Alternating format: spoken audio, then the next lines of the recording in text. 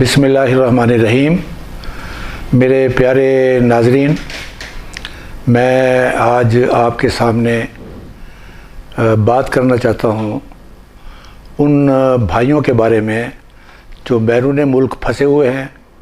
और बेरोज़गार हो गए। मैंने ख़ुद ज़िंदगी के 30 साल बाहर गुजारे हैं और मुझे ख़ुद उसका एहसास है कि वहाँ पर जो बेकार और बेरोज़गार होने वाले जो लोग हैं, जो मेरे दोस्त हैं और मेरे भाई हैं, वो क्या सोचते होंगे। तो उन्हीं के बारे में मैं आज कुछ बात करना चाहता हूँ। जितने भी लोग ये ख़ास तौर पे लेबर क्लास या उससे ऊपर जो बेरोज़गार हो गई है, वो अपनी तरफ से ये सोचते होंगे कि जब हम पाकिस्तान जाएंगे तो हमारा क्या बनेगा। तो मैं असल ये समझता हूँ कि अल्लाह ताला की तरफ से रिज़्क़ के मुख्तलिफ़ ज़राए अल्लाह ताला ने बनाए होते हैं, लिहाजा आपको इस मामले में फ़िक्र करने की ज़रूरत नहीं है। अल्लाह ताला राज़िक़ है और आप अल्लाह ताला की मखलूक हैं, और जिस जगह पर भी आप जाएंगे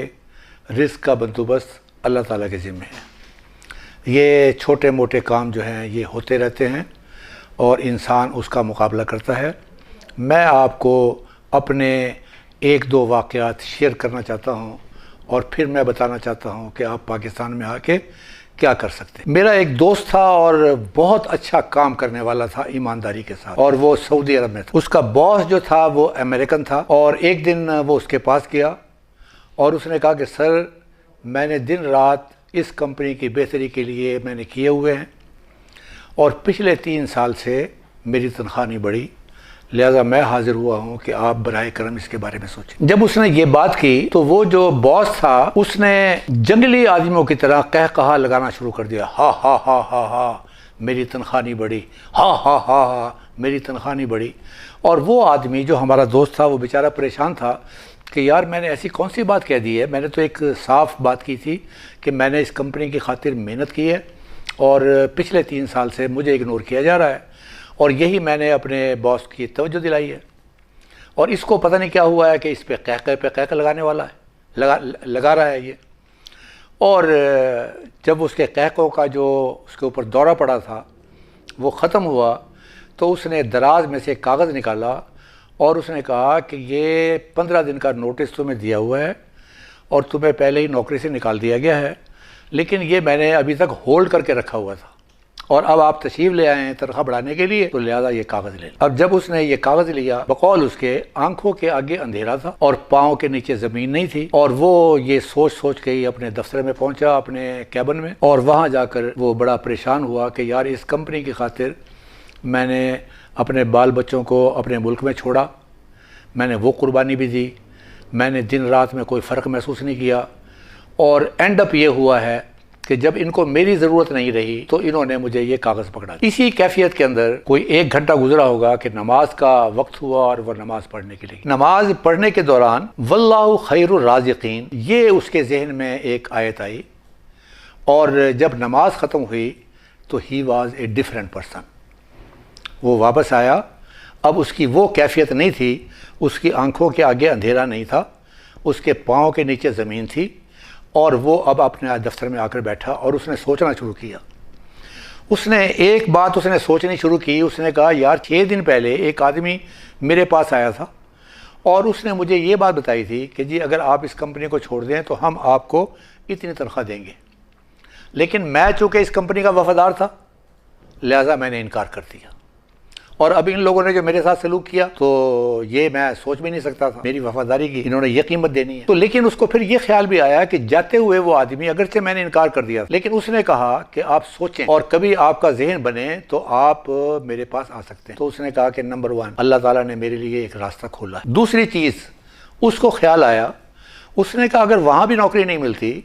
तो मैंने इस दौरान जो हुनर सीखा है, जो पाकिस्तान में रह के मुझे हुनर नहीं आता था और मैंने अपनी वैल्यू एडिशन की है, ये भी तो कहीं मतलब है मेरे काम आ सकती है और मुझे किसी और अच्छी जगह पर जॉब मिल सकता है। और तीसरी बात जो उसने सोची, उसने कहा ये मुझे भेज रहे हैं तो मेरे घर ही भेज रहे हैं ना, वो किसी और मुल्क में तो नहीं भेज रहे میں اپنے گھر میں جا رہا ہوں، میرے بچے ہوں گے، میرا ملک ہے، اور وہاں پر میں کوشش کر سکتا ہوں اور عین ممکن ہے مجھے بہتر کوئی جاب مل جائے، اور اگر جاب نہیں ملتا تو میں نے کچھ پیسے جوڑے ہوئے بھی، اب مجھ میں اتنی میچورٹی آ چکی ہے کہ میں خود کوئی اپنا کاروبار شروع کر سکتا ہوں۔ اور وہ اس کے بعد اٹھا اور اس نے جا کر سائن کر کے وہ کاغذ باس کو پکڑا دی۔ یہ ایک واقعہ۔ اب میں اپنا واقعہ بتاتا ہوں۔ مجھے کینیا میں 10 سال جب گزرے تو مجھے ایک بیماری ہو گئی، جس طرح ابھی ایک کرونا کا چل رہا ہے، تو وہاں ایک بیماری ہے جو صرف 2 ایریاز کے اندر ہے، ایک جنوبی امریکہ میں اور ایک ایسٹ افریقہ میں، اس کا نام ہے یلو فیور، اور اللہ تعالیٰ کا شکر ہے میں ریکور ہو گیا۔ لیکن مجھے ڈاکٹر نے بتایا کہ آپ کو یہ جگہ چھوڑ دینی چاہیے، ناؤ یو شوڈ لیو دس پاکستان۔ ایک طرف آپ کا جاب ہے اور دوسری طرف آپ کی زندگی ہے، اور میری فیملی وہاں پر تھی، وہ فیملی نے جو میری حالت دیکھی تھی وہ بھی شیٹر تھی۔ اور جب میں وہاں کینیا سے چلا تو میری آنکھوں کے آگے بھی اندھیرا تھا اور میرے پاؤں کے نیچے زمین کہ یار یہ اب کیا بنے گا، جاب اب میرے پاس نہیں ہے، میں کیسے اس کو چلاؤں گا، انسرٹینٹی کی کیفیت۔ لیکن بعد میں کچھ عرصے کے بعد مجھے پتہ چلا کہ ایک تو میں آ کے اپنے دوستوں میں ملا ہوں، میری جو ریکوری ہے وہ اور زیادہ فاسٹ ہوئی، میں اپنے ماحول میں رہا، کوئی خوف، کوئی اس قسم کی چیز میرے ذہن میں نہیں تھی۔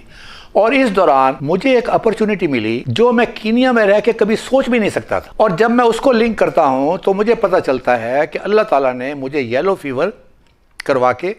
کینیا سے چھٹی کروا کے جو پاکستان میں بھیجا تھا، وہ بڑی اپرچونٹی حاصل کرنے کے لیے مجھے بھیجا۔ تو یہ اللہ تعالیٰ کو معلوم ہے، ہمیں معلوم نہیں ہے ان چیزوں کا۔ تو میں آپ کے سامنے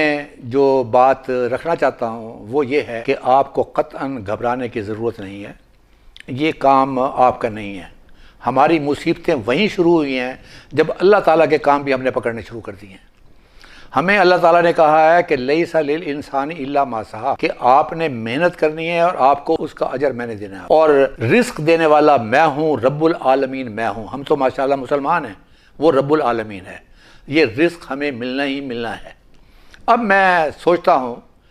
کہ ہمارے بھائی جو واپس آتے ہیں اور جن کو واپس آنا چاہیے بڑی خوشی کے ساتھ، اس لیے کہ یہ ایک دھکا ضرور ہے کہ کل آپ روزگار پر تھے اور آج آپ بے روزگار ہیں، یہ واقعی ایک دھکا ہے، اس میں کوئی شک نہیں۔ لیکن جب آپ پاکستان واپس آئیں گے تو آپ ذرا اپنا مقابلہ کیجئے گا کہ آپ کے پاس کچھ ہنر بھی ہوگا، آپ کے پاس کچھ پیسے بھی ہوں گے، آپ کے پاس کچھ پلاننگ بھی ہوگی، جو آپ نے ایکسپیرینس حاصل کیا، وہ ایکسپیرینس بھی ویلیو کرے گا، اور آپ نے وہاں جا کر کئی چیزیں سیکھی ہیں۔ مثلا جو ہمارے پاکستانی مزدور بھائی جو یہاں پر رہتے ہیں اور جنہوں نے باہر کبھی کام نہیں کیا، ان میں قوت برداشت نہیں ہے۔ آپ لوگوں نے باہر رہ کر مختلف قومیتوں کے ساتھ بیٹھ کر کام کیا، کوئی صومالیہ کا ہے، کوئی فلپین کا ہے، کوئی سری لنکا کا ہے، کوئی انڈیا کا ہے، کوئی بنگلہ دیش کا ہے۔ تو آپ میں جو قوت برداشت ہے وہ ہمارے جو پاکستان کے جو مزدور بھائی ہیں جو یہاں سے کبھی باہر نہیں گئے، اس کے مقابلے کے اندر آپ میں زیادہ ہے۔ دوسری بات یہ ہے کہ آپ نے کسی کمپنی میں کام کیا ہوگا اور آپ کو پتا ہوگا کہ میں نے ٹائم پر پہنچنا ہے، اور آپ بہتر انداز میں یہاں پر جو بھی کام کریں گے، آپ کی وہ ٹریننگ ہو چکی ہے، آپ اس ٹریننگ کے ساتھ آ رہے ہیں، اور وہ ٹریننگ آپ کو مدد دے گی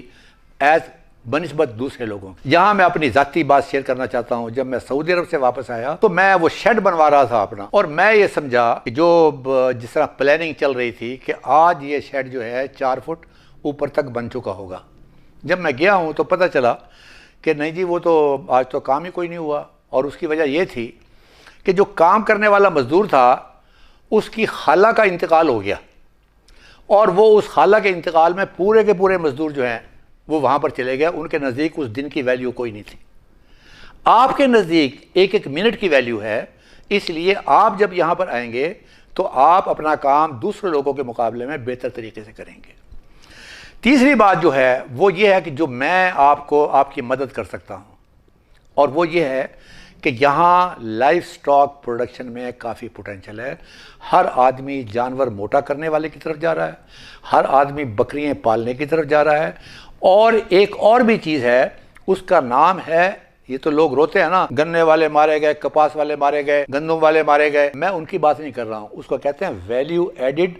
ایگریکلچر۔ اس میں کیا ہے کہ آپ کے پاس بڑی جگہ ہے تو ہائیڈروپونک سسٹم کے ذریعے آپ ویجیٹیبل اگا سکتے ہیں اور ویجیٹیبل کی ہمیشہ ڈیمانڈ رہتی ہے۔ اب یہ آپ کے اوپر منحصر ہے کہ آپ کے پاس کتنے پیسے ہیں، کتنا سرمایہ آپ لگا سکتے ہیں۔ تو یہ آپ چھوٹے لیول پر بھی کر سکتے ہیں جس سے آپ کا گھر بڑی آسانی سے چل سکتا ہے۔ اگر آپ بکریوں کی طرف آنا چاہتے ہیں اور جانوروں کو موٹا کرنے کی طرف آنا چاہتے ہیں تو جانوروں کا موٹا کرنے والا جو سسٹم ہے اس میں صرف 4 مہینے کا سرکل ہے، یعنی کہ وہ جو پیسے آپ نے لگائے ہیں آپ کی آنکھوں کے سامنے وہ رکھے ہوئے ہیں، ان میں جانوروں کے مرنے کے امکانات بڑے کم ہیں اور وہ انشاءاللہ تعالیٰ 3 یا 4 مہینے کے بعد آپ کو پروفٹ ملنا شروع ہو جائے گا اور آپ کا کام آگے چل پڑے گا۔ اس تجربے کی بنیاد پہ میں یہ سمجھتا ہوں کہ آپ اللہ کا کام اللہ کو کرنے دیں اور اپنی طرف سے صدق دل کے ساتھ آپ اپنے بچوں میں آئیں گے، اپنے ملک میں آئیں گے اور یہاں 15-20 دن آپ نے ریسٹ کرنا ہے۔ 15-20 دن کے اندر آپ نے سوچنا ہے کیا کرنا ہے۔ میں یہاں موجود ہوں، میری کوئی فیس نہیں ہے، اس لیے کہ میں اس درد کو جانتا ہوں جو بے روزگار آدمی ہو کر باہر سے جب اپنے ملک میں آتا ہے، میں اس درد سے واقف ہوں۔ تو آپ مجھ سے بھی ملیں گے، جو کام آپ کی مرضی کا ہوگا میں مفت آپ کی رہنمائی بھی کروں گا، اور اگر وہ کام جو آپ چاہتے ہیں جس میں آپ کا تجربہ ہے، میں بھی کچھ لوگوں کو جانتا ہوں، تو میں آپ کی انگلی پکڑ کر آپ کو اس آدمی سے ملا دوں گا۔ تو لہٰذا واللہ خیر الرازقین پہ عمل کرتے ہوئے میری درخواست ہے کہ آپ آرام سے بالکل اس وقت کا انتظار کریں جب یہ کرونا از اوور، اور تاکہ جب یہاں ایئرپورٹ پر آئیں تو پتہ چلے کہ یس یو آر کلیئر اور آپ اندر آ سکیں۔ اس کے بعد 10-15 دن آپ آرام فرمائیں اور اس کے بعد یہاں لاہور میں میرا دفتر ہے، آپ آ سکتے ہیں۔ میں انشاءاللہ تعالی مقدور بھر آپ کی رہنمائی کرنے کے لیے تیار ہوں۔ وما علینا الا البلاغ المبین۔